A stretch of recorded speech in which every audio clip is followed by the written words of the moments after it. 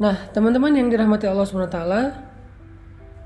kalau kita ngomongin tentang hijrah yang memang bertepatan dengan apa yang sedang kita alami sekarang, sebagian besar dari kita ini mungkin baru berhijrah. Ada yang hijrah status. Hijrah status itu dari pacaran jadi nggak pacaran. Ada yang hijrah pekerjaan, dari yang riba meninggalkan riba. Ada yang hijrah penampilan, dari yang gak berhijab sekarang sudah berhijab, Masya Allah. Ada yang hijrah perilaku, dari yang tadinya marah-marah, emosi, sekarang lebih kalem. Ada yang hijrah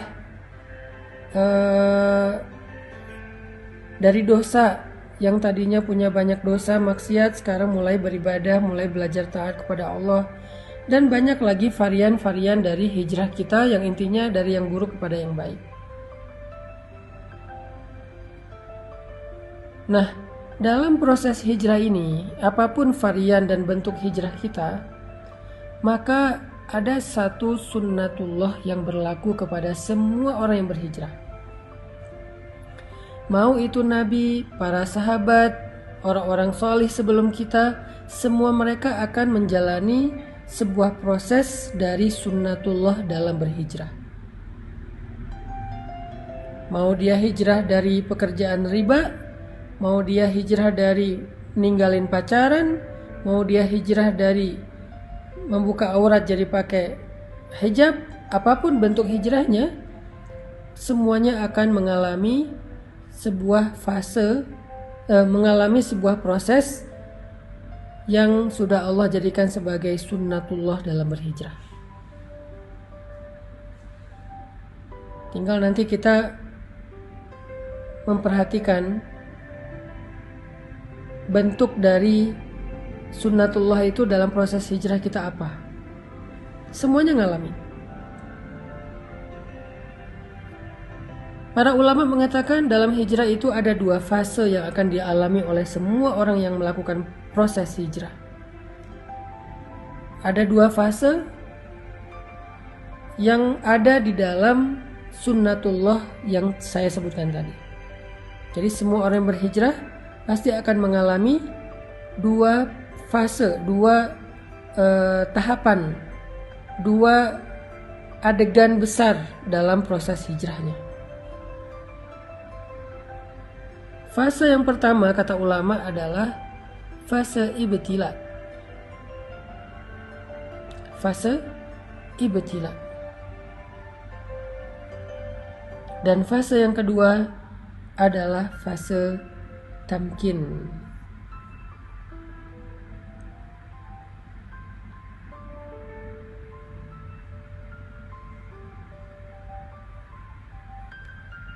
Fase yang pertama adalah fase ibtila.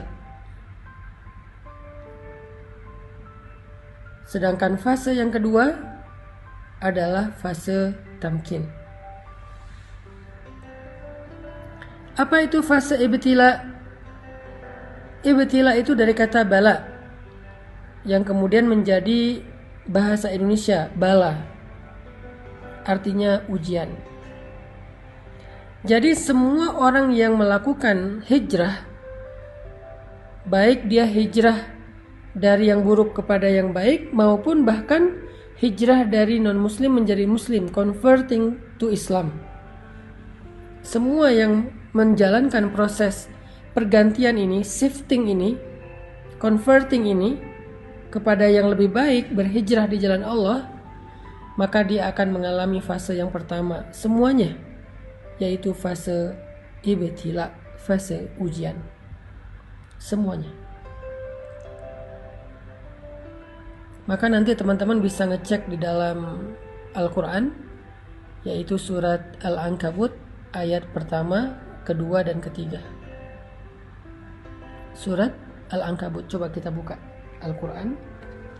Surat Al-Ankabut. Surat Al-Ankabut itu surat 29,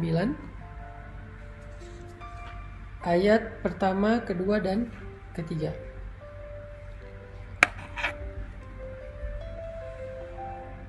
Coba teman-teman perhatikan apa firman Allah di dalam Surat Al-Ankabut ayat 1-3.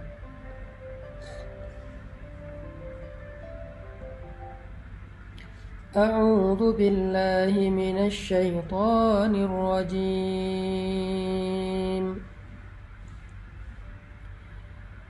Bismillahirrahmanirrahim. Alif Lam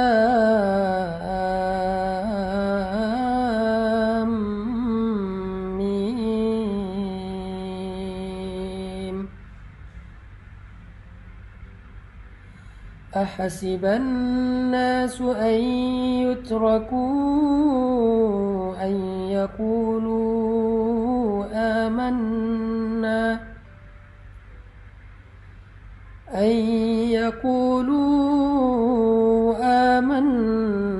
wa hum la yuftanun.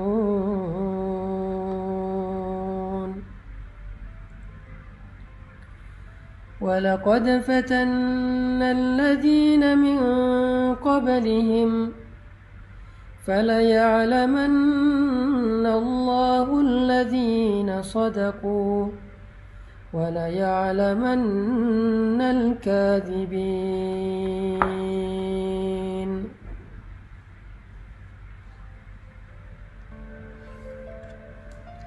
Alif Lam Mim. Apakah manusia mengira akan dibiarkan saja dia berkata kami telah beriman, sedangkan mereka tidak lagi diuji? Padahal sungguh kami telah menguji orang-orang sebelum mereka.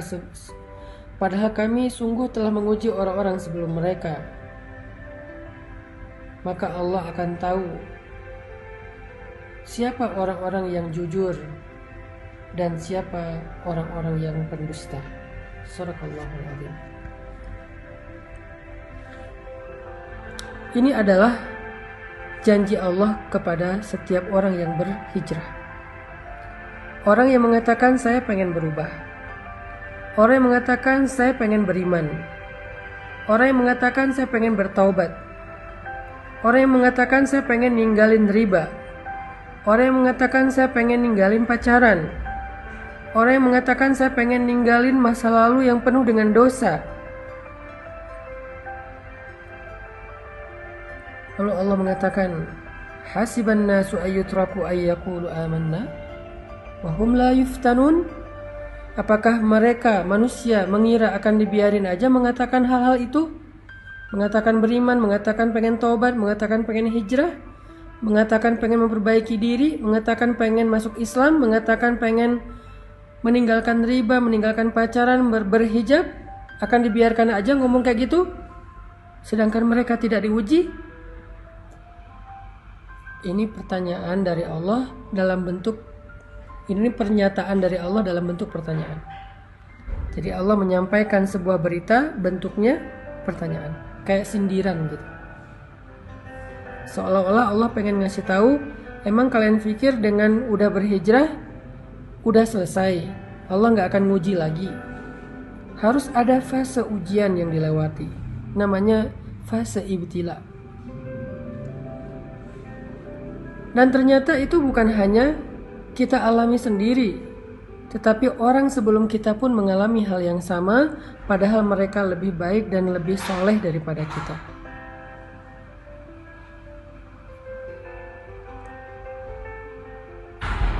وَلَقَدْ فَتَنَّا الَّذِينَ مِنْ قَبْلِهِمْ فَلَيَعْلَمَنَّ اللَّهُ الَّذِينَ صَدَقُوا وَلَيَعْلَمَنَّ الْكَاذِبِينَ. Dan sungguh kami sudah pernah menguji orang-orang sebelum mereka, sehingga Allah tahu siapa di antara mereka yang benar, yang jujur, dan siapa di antara mereka yang dusta.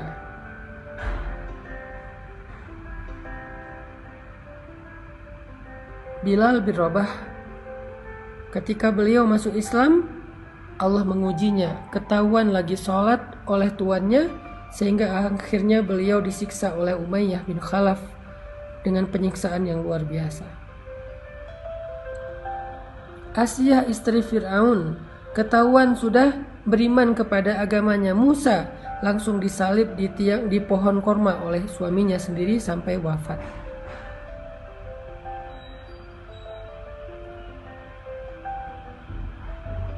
Begitu juga dengan sahabat-sahabat yang lain, orang-orang soleh yang lain, para anbiya. Ketika mereka berjalan di jalan Allah, apakah itu dakwah, apakah itu masuk Islam, apakah itu berhijrah, ketika mereka melangkah di jalan Allah, maka fase pertama yang akan mereka lalui adalah fase ibtila. Semuanya sama. Semuanya mengalami fase itu, fase ibtila.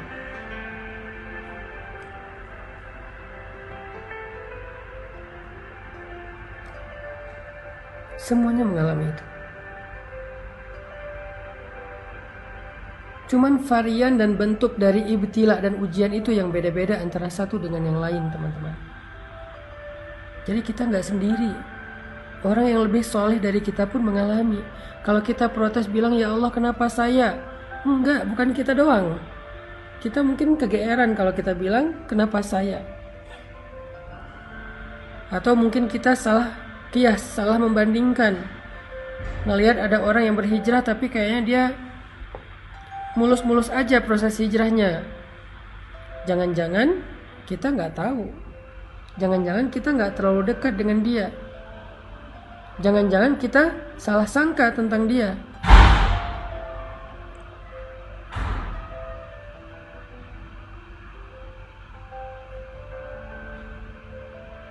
Semua, kata Allah, semua orang yang berhijrah, semua orang yang melangkah di jalan Allah pasti akan diuji dengan ujian-ujian, ibtila. Lalu Allah menggambarkan 3 jenis ujian di dalam Al-Quran surat Al-Baqarah, supaya kita bisa merenungkan mana dari 3 jenis ujian ini yang kita alami. Allah mengatakan di dalam surat Al-Baqarah, Am hasibtum an tadkhulul jannah walamma ya'tikum mathalul ladzina khalau min qablikum. Apakah kalian mengira, sama dengan surat Al-Ankabut, apakah manusia mengira? Kalau sekarang apakah kalian mengira? Apakah kalian mengira bahwa kalian akan begitu saja masuk ke dalam surga, sedangkan belum datang kepada kalian ujian-ujian yang pernah dialami oleh orang sebelum kalian? Jadi kalau tadi, apakah manusia mengira akan dibiarkan saja mengatakan beriman padahal belum diuji? Kalau sekarang, apakah kalian mengira akan masuk surga begitu aja padahal kalian belum diuji? Walamma ya'tikum mathalul ladzina khalau min qablikum. Padahal belum datang kepada kalian ujian-ujian yang pernah datang kepada orang sebelum kalian. Sama maksud dari ayatnya.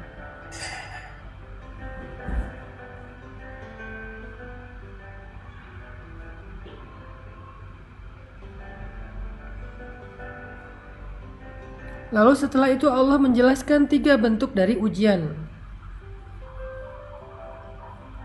3 bentuk ujian. Ujian yang pertama, kata Allah, massathumul ba'sa. Mereka diberikan ujian fisik. Wad-dharra, mereka diberikan ujian harta.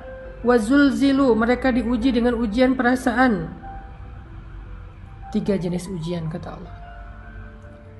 Ba'sa, dharra, zulzilu.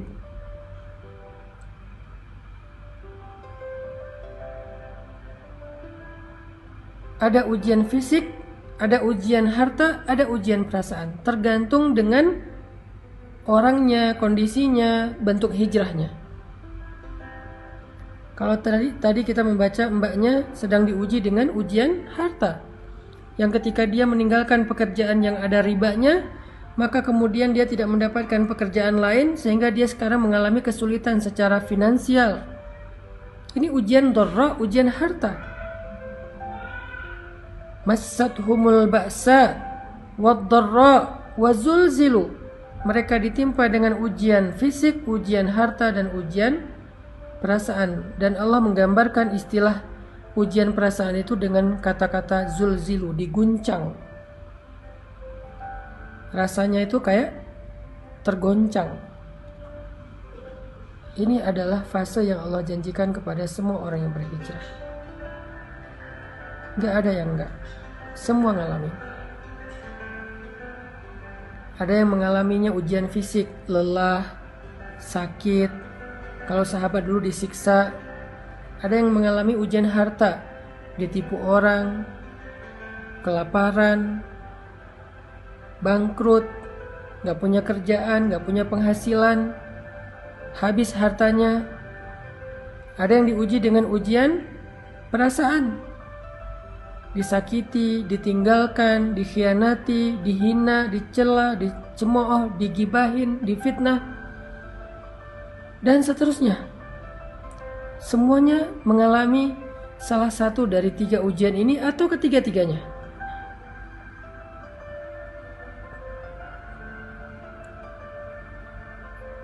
Saking beratnya ujian yang dialami oleh Nabi dan para sahabat,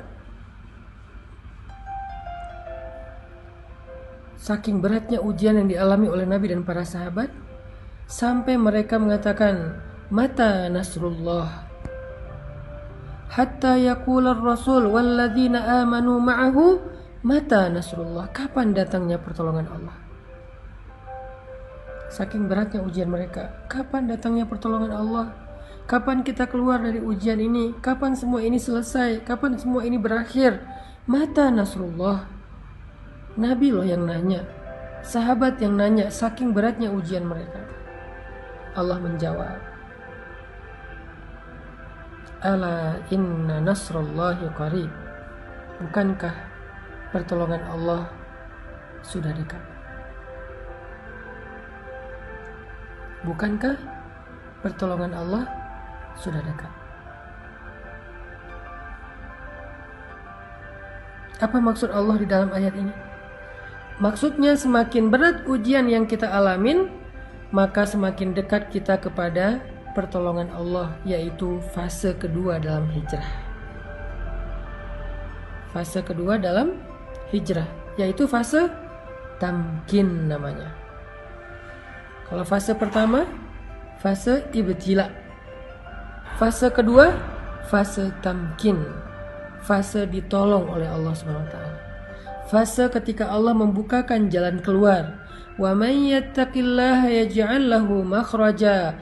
Siapa yang sabar, yang taat, yang istiqomah, bertakwa kepada Allah, Allah kasih jalan keluar. Tapi sebelum Allah kasih jalan keluar, ada fase yang harus dia lalui, yaitu fase sabar, fase ujian. Itulah takwa.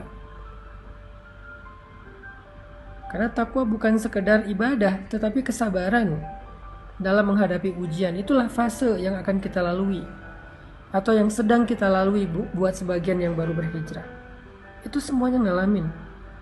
Jadi ketika kita mengalami fase ibtila, fase ujian kayak gini, la tahzan, jangan berkecil hati. La tayas, jangan putus asa. La taklak, jangan ragu kepada pertolongan Allah. Kenapa? Itu bukan tanda-tanda bahwa kita salah memilih jalan. Kepada Mbak yang tadi bertanya, setelah meninggalkan pekerjaan riba, jadi nggak punya penghasilan, apalagi dengan pandemi seperti sekarang susah banget untuk mencari pekerjaan, maka ujian ini bukan tanda-tanda kalau Mbak salah memilih jalan atau pilihan hidup. Enggak. Buat yang memutuskan pacarnya udah nggak mau pacaran, tiba-tiba pacarnya jadian sama yang lain, atau malah menikah dan bahagia, sementara kita belum dapat jodoh sampai sekarang, itu bukan pertanda kalau antum atau kalian salah memilih jalan. Enggak. Karena jalan yang kita tempuh sebelumnya itu jalan yang salah.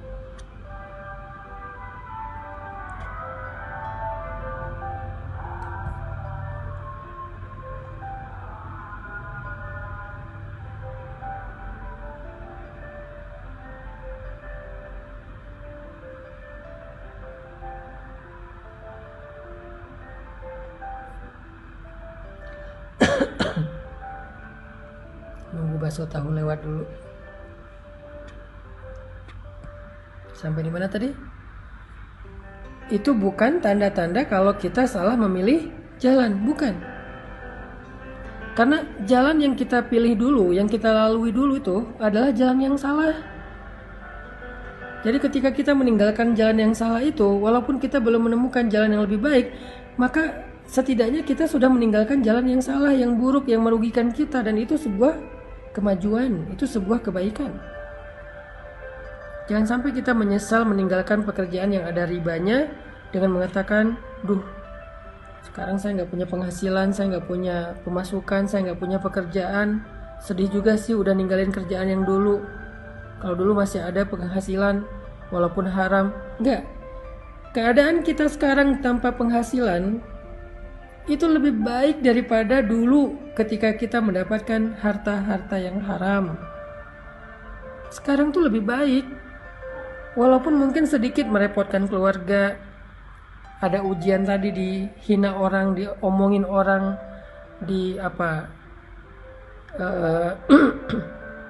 dikritik orang, dicela orang, ujian perasaan kan. Tapi sekarang lebih baik daripada tadi. Kenapa? Mana ada ceritanya dosa itu lebih baik daripada ketika kita menempuh jalan Allah dengan segala resikonya. Enggak. Mbak yang udah kehilangan pekerjaan tetapi hartanya riba, sekarang gak punya pekerjaan tetapi hartanya berkah, sekarang jauh lebih baik. Hanya mungkin sekarang sedang mengalami fase ibtila, fase diuji. Dan fase ujian itu akan naik terus tingkatannya. Akan naik terus tensinya. Makin lama makin berat, makin panas, makin luar biasa, makin beban. Akan naik terus seperti malam yang semakin lama semakin gelap. Semakin lama semakin dingin, semakin lama semakin sunyi, semakin lama semakin ngantuk. Kayak gitu memang fasenya, kayak orang panas naik terus kayak orang demam naik terus panasnya. Tapi ketika udah berada di puncak, udah berat banget, nggak ketahan lagi, sampai kita bertanya kapan selesainya semua ini, kapan berakhir dan segala macam, Allah menjawab teriakan kita. Allah menjawab pertanyaan kita. Kata Allah, ala inna nasrallahi qarib. Sungguh pertolongan Allah udah dekat, wahai hambaku. Jangan berputus asa. Jangan menyerah dulu. Pertolongan Allah udah dekat. Sabar dikit aja lagi. Karena kalau kamu menyerah sekarang, maka sia-sia semua kesabaranmu selama ini. Karena udah hampir sampai. Kalau balik arah lagi, jauh lagi tuh. Udah tempuh aja perjalanan ini. Sabar dikit, gak punya penghasilan sekarang. Sabar dikit kalau kita jadi single, jomblo sendiri, gak ada siapa-siapa. Di usia yang segini belum dapat jodoh. Dikit lagi. La taqlaq, jangan ragu sama janji Allah. Innahu la yukhliful mi'ad. Allah gak pernah ingkar janji. Masih ingat kisah ibu Musa yang menghanyutkan bayinya ke sungai Nil? Apakah Allah ingkar janji? Masih ingat kisah perang Badar, para sahabat yang ditolong oleh para malaikat? Apakah Allah ingkar janji?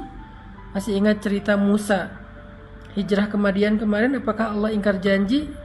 Masih ingat cerita-cerita yang kita bahas di live berikutnya, kisah-kisah yang ada di dalam Al-Quran sebagai bukti? Apakah Allah ingkar janji? Kalla, sama sekali enggak. Jadi jangan ragu, jangan sampai kita suuzon sama Allah, jangan sampai kita ngerasa bahwa kita salah pilih jalan, lalu kita menyesal sudah memilih jalan Allah ini, jalan hijrah. La taqlaq, jangan meragukan Allah. La tahzan, jangan berkecil hati. La tay'as, jangan berputus asa. Ala inna nasrallahi qarib, pertolongan Allah sebentar lagi akan datang. Udah on the way. Pertolongan Allah udah on the way, bentar lagi sampai.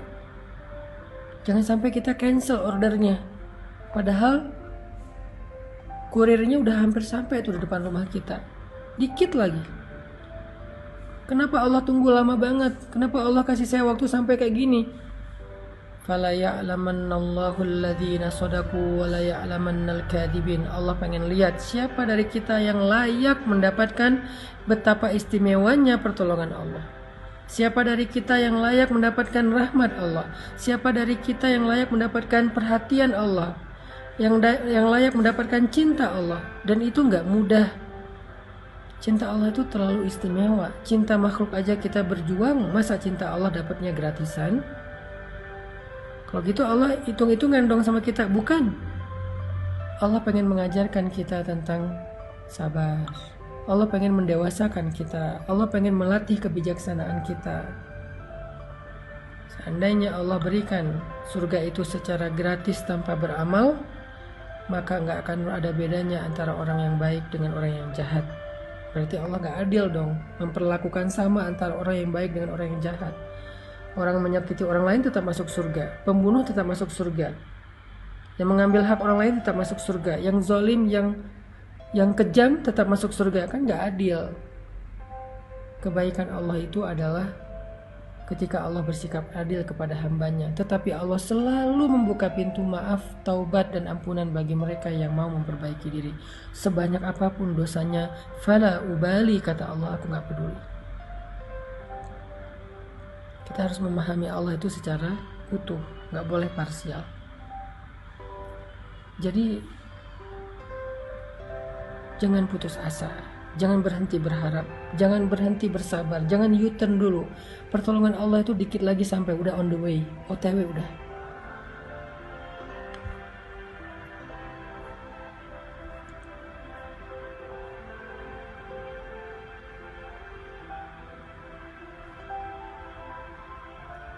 Allah juga berfirman, وَلَنَبْلُوَنَّكُمْ بِشَيْءٍ مِّنَ الْخَوْفِ وَالْجُوعِ وَنَقْصٍ مِّنَ الْأَمْوَالِ وَالْأَنفُسِ وَالثَّمَرَاتِ.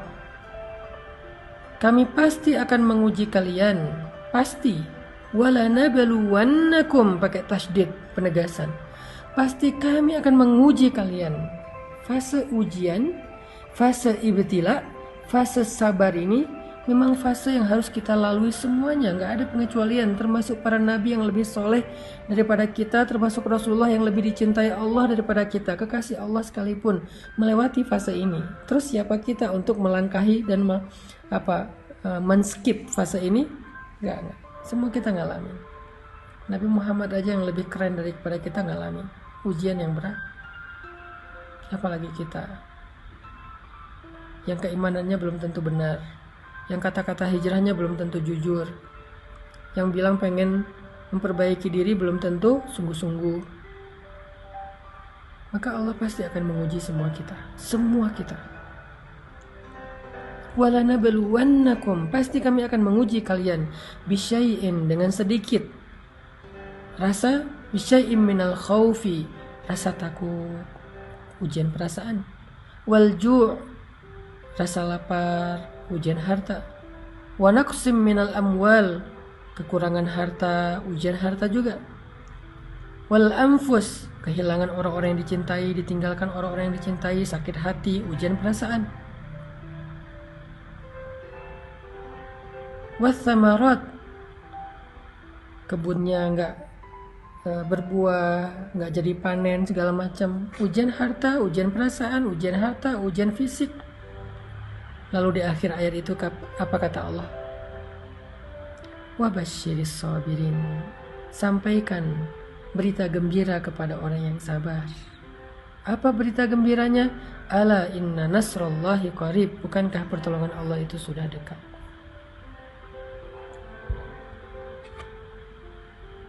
Tetap harus melewati fase sabar, fase ujian.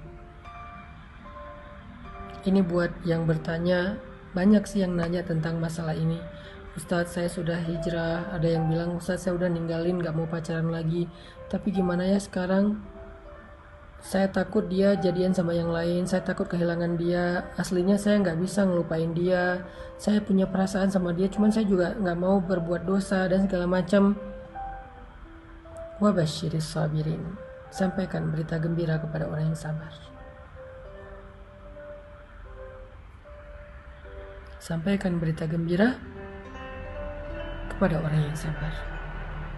Ustadz, saya udah hijrah, udah memakai hijab, tetapi sejak saya berhijab kok hidup saya banyak masalah. Kok ujian datang silih berganti nggak selesai-selesai. Perasaan dulu sebelum saya berhijrah, sebelum saya memperbaiki diri, hidup saya asik-asik aja, nggak ada masalah. Kenapa sekarang bertubi-tubi? Apa Allah nggak suka dengan pilihan saya untuk berhijrah? Jangan suudzon. La tusiudzon. Apalagi kepada Allah. Itu artinya kita sedang mengalami fase yang pernah dialami oleh orang-orang sebelum kita. Itu artinya kita sedang berjalan di atas jalan yang pernah yang pernah dilalui oleh Rasulullah dan para sahabat. Itulah fase ibtila. Berapa lama Ustadz? Allahu a'lam. Masing-masing orang, masing-masing kasus berbeda. Ada yang sehari, ada yang seminggu, ada yang sebulan, ada yang setahun, ada yang lebih dari setahun, ada yang sampai 10 tahun. Allah lebih tahu. Tetapi Allah nggak hanya ngasih kita ujian biasanya. Cuman yang kita lihat, yang kita record, yang kita notice itu kan cuman ujiannya. Padahal nikmatnya Allah kasih itu banyak banget.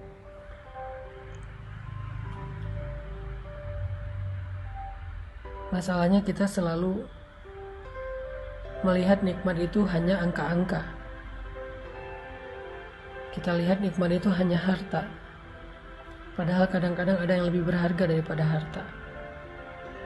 Coba antum renungkan. Kalau disuruh pilih. Antum punya uang 1 miliar. Lalu pulang ke rumah. Nggak mendapatkan senyum dari istri. Nggak mendapatkan senyum dari anak. Karena mereka semuanya nggak Allah berikan keberkahan. Bukan anak yang solih, sibuk sendiri, anaknya jarang di rumah juga, sibuk dengan teman-temannya, dengan pacarnya, istri sibuk dengan sosialita, sosial media, rumah tangga cekcok dengan anak itu jarang ngobrol, bahkan anak suka membantah. Apakah menurut teman-teman uang yang bermiliar-miliar itu menjadi sesuatu yang nikmat? Atau dengan seseorang laki-laki yang pulang ke rumah dengan membawa harta yang pas-pasan, rezeki pendapatan yang cukup, nggak berlebih, tetapi baru dia juga sampai di rumah, anaknya langsung lari keluar manggil ayah, ayah dengan suara lantangnya, dengan senyumannya yang penuh dengan rasa bahagia. Istrinya menyambutnya dengan senyuman yang penuh kehangatan, kangen sama suaminya. Disediakan makanan, mereka semuanya nunggu ayahnya pulang untuk makan bareng.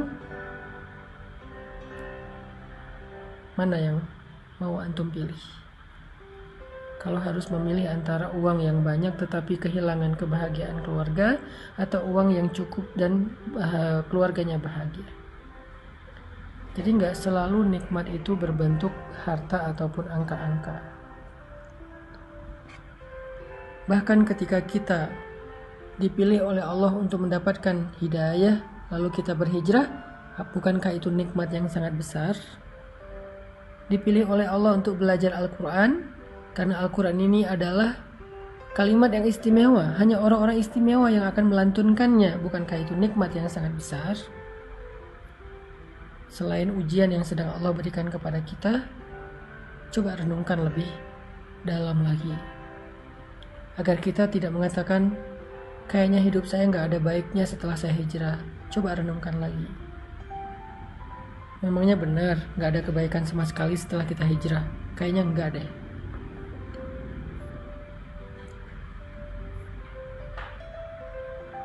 Makanya teman-teman yang dirahmati Allah SWT, fase pertama yang akan kita lalui dalam proses hijrah itu adalah fase ibtila. Semua orang ngalamin. Lalu kalau kita sabar, kalau kita bertawakal, berserah kepada Allah, kalau kita bertahan dan tidak berputus asa, kalau kita berbaik sangka bahwa Allah gak ninggalin kita, kalau kita ridho dengan semua ketentuan Allah setelah kita memilih pilihan hijrah, maka kita akan sampai kepada fase kedua, yaitu fase tamkin, fase nasr, pertolongan dan kemudahan dari Allah Subhanahu wa Ta'ala.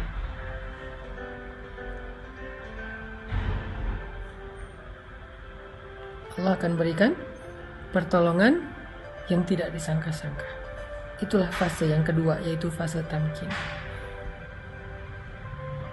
Di fase ini Allah berfirman, yaj'al lahu makhraja, Allah kasih dia jalan keluar, wa yarzuqhu min haitsu la yahtasib, Allah kasih dia rezeki dari jalan yang tidak terduga-duga, wa yaj'al lahu min amrihi yusra, Allah jadikan segala urusannya itu menjadi mudah, wa yu'zim lahu ajra, Allah lipat gandakan pahala-pahalanya.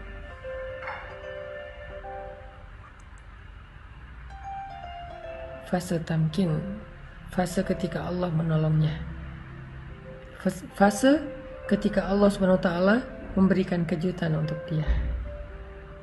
Tunggu deh, Allah tuh gak pernah ingkar janji loh. Allah itu gak pernah ingkar janji, jadi tunggu deh. Pasti kita akan mendapatkan kejutan dari Allah, itu pasti. Yang perlu kita kuatkan sekarang adalah kesabaran kita. Bukan mempertanyakan ada nggak apa yang Allah janjikan, itu udah nggak perlu dipertanyain, karena Allah nggak pernah ingkar janji, dan Allah maha kuasa untuk menunaikan janjinya, nggak ada yang bisa menghalanginya. Kalau kita kadang-kadang walaupun kita baik, bisa aja ingkar janji gara-gara emang nggak bisa menunaikannya, ada masalah, ada halangan. Kalau Allah nggak ada halangan. Yuridu syai'an in arada syai'an ay yaqula lahu kun fayakun. Kalau Allah pengen sesuatu, Allah cuma bilang jadilah, jadi tuh. Jadi kita nggak perlu mempertanyakan apakah janji itu ada, apakah kejutan itu ada. Itu bukan bagian kita. Justru itu yang melemahkan kita. Nggak usah ditanyain. Yang perlu kita siapin, yang perlu kita kuatkan itu adalah kesabaran kita sekarang dalam fase ibtila. Kesabaran kita untuk menunggu janji Allah. Ala inna nasrullahi qarib. Bukankah pertolongan Allah udah dekat? Kita kuatkan aja dulu kesabaran kita. Tunggu aja. Pasti Allah akan tunaikan janjinya. Pasti Allah akan kasih kita kejutan yang bikin kita senyum-senyum sendiri nanti. Ana inda dhanni abdi bi, kata Allah. Aku tergantung prasangka hambaku kepadaku. Jangan sampai kita terbersit pikiran dan prasangka yang gak baik tentang Allah, yang nanti akan merugikan diri kita sendiri. Karena Allah tergantung prasangka kita. Yakin aja, tunggu deh. Ketika kita tetap menjaga prasangka baik kepada Allah, kita sabar, tabah, nunggu, gak berhenti, berikhtiar, gak berputus asa, kita akan sampai kepada fase tamkin.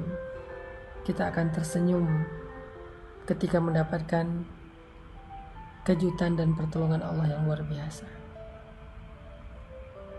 Itu yang dialami oleh Bilal bin Rabah.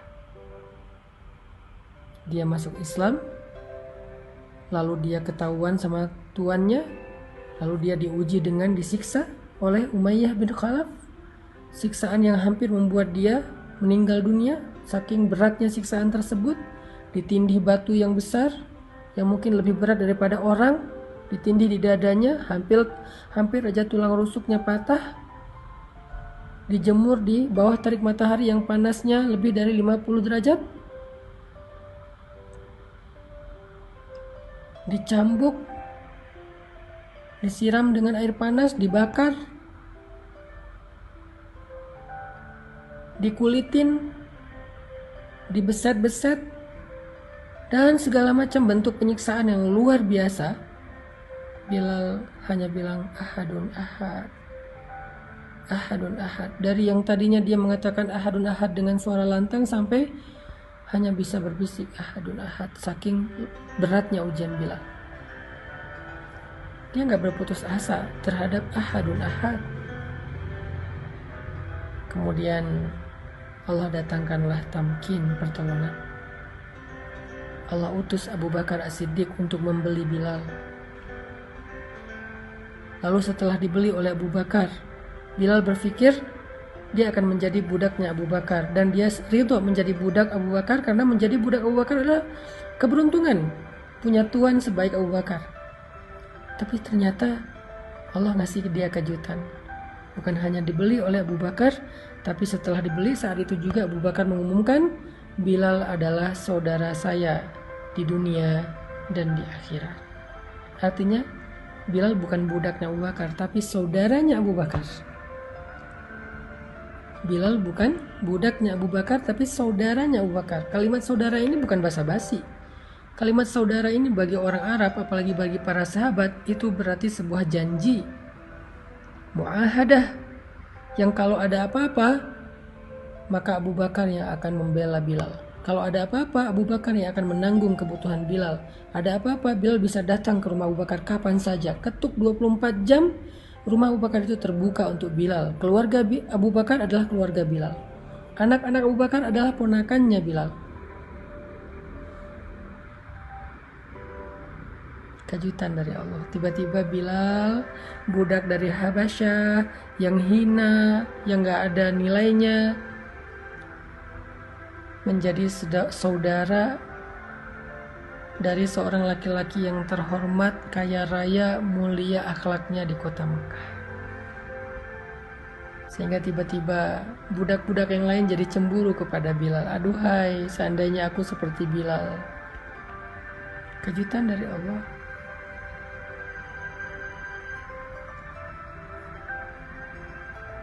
Semua budak-budak cemburu sama Bilal, terutama temannya Bilal yang bernama Wahsy. Dia pengen jadi kayak Bilal. Dia pengen mendapatkan keistimewaan yang didapatkan oleh Bilal. Diangkat menjadi saudara pemuka Quraisy, dan itu belum pernah terjadi dalam sejarah perbudakan di kota Mekah. Belum pernah terjadi. Ada budak diangkat menjadi saudara pemuka Quraisy, itu nggak ada. Menjadi saudara orang biasa aja nggak ada, apalagi pemuka Quraisy. Terhormat banget. Keesokan harinya penampilan Bilal udah berubah. Dia udah gak pakai lagi baju budak yang compang-camping, yang kasar. Abu Bakar memberinya baju yang baru. Abu Bakar memberinya baju baru.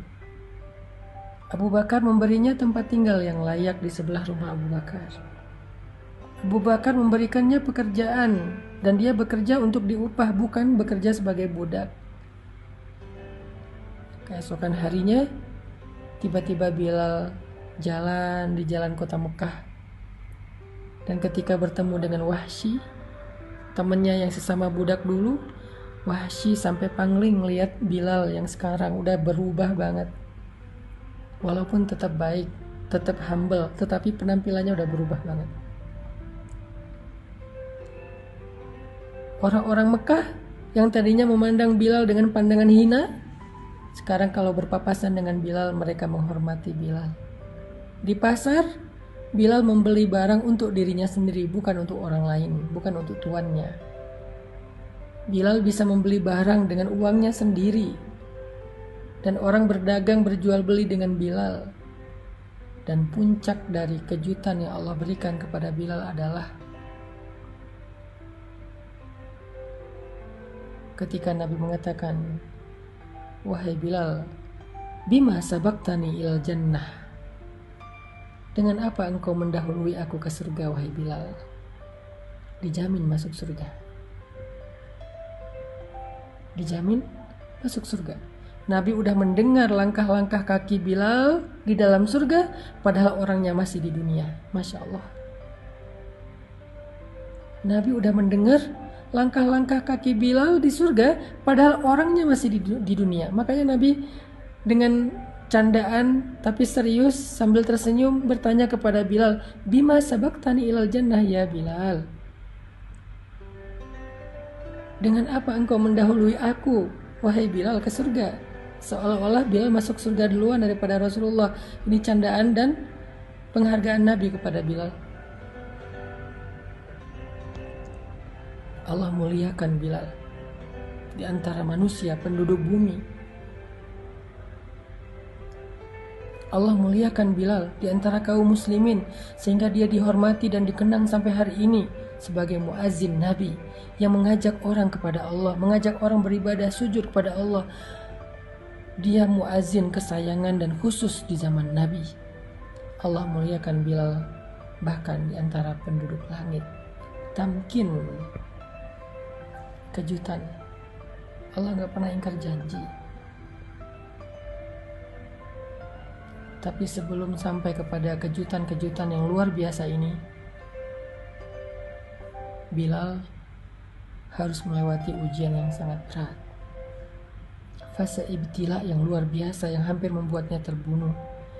Ketika diuji, semua orang kasihan sama dia. Semua orang berpikir dan khawatir dia akan mati dengan ujian ini. Sampai Wahsy berkali-kali bilang kepada Bilal, Bilal udahlah, nyerah aja.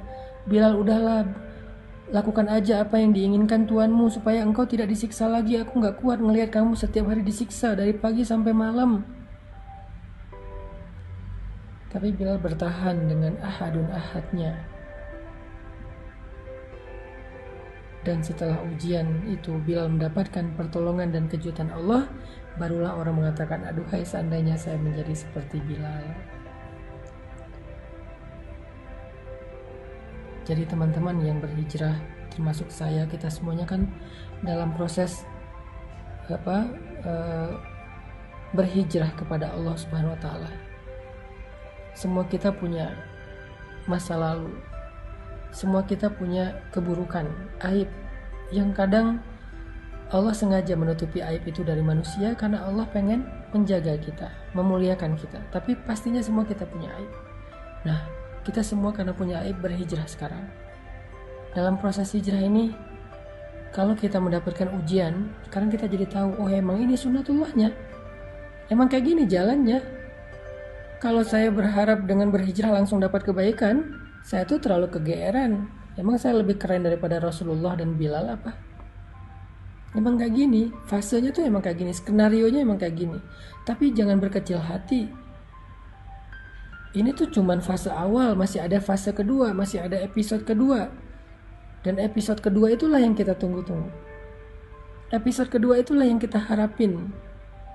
Dan itu pasti selama kita sabar. Wabasyiris sabirin. Sampaikan berita gembira kepada orang yang sabar.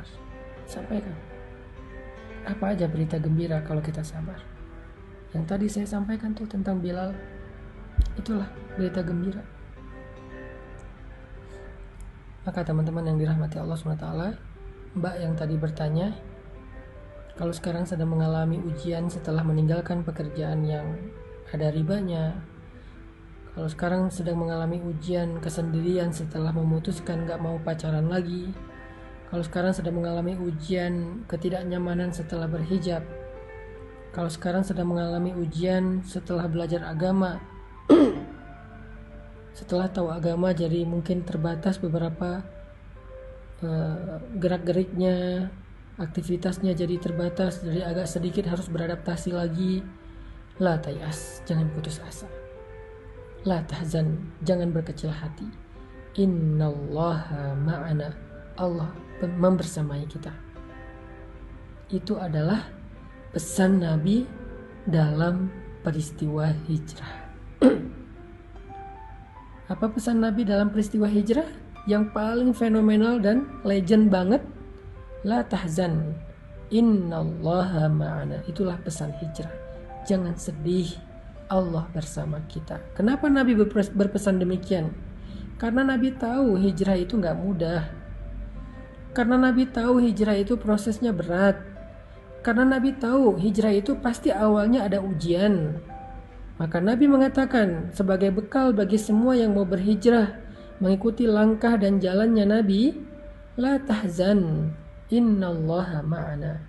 Jangan berkecil hati, jangan bersedih, jangan berputus asa, jangan khawatir, jangan ragu. Allah bersama dengan kita. Itu aja yang jadi modal kita dalam proses hijrah. Pegang kata-kata Nabi itu. La tahzan innallaha ma'ana. Pegang kata-kata Allah, wabasyiris sabirin. Agar kita bisa melalui fase ibtila kita. Jangan pernah berandai-andai kita sampai ke tamkin sebelum kita melewati ibtila. Nggak ada itu ceritanya. Sampai Imam Asy-Syafi'i pernah ditanya oleh seorang muridnya, ayyuhuma afdal ya syekh, ayyubtala aw yumakkan? Mana yang lebih utama wahai syekh? Seseorang yang diuji atau diberikan pertolongan? Maka Imam Asy-Syafi'i mengatakan, la yumakkan hatta yubtala, fa inna tamkin ba'dal ibtila. Gak akan ditolong oleh Allah sebelum dia diuji, karena sesungguhnya pertolongan dan kemenangan itu adalah hasil dari kesabaran dalam ujian.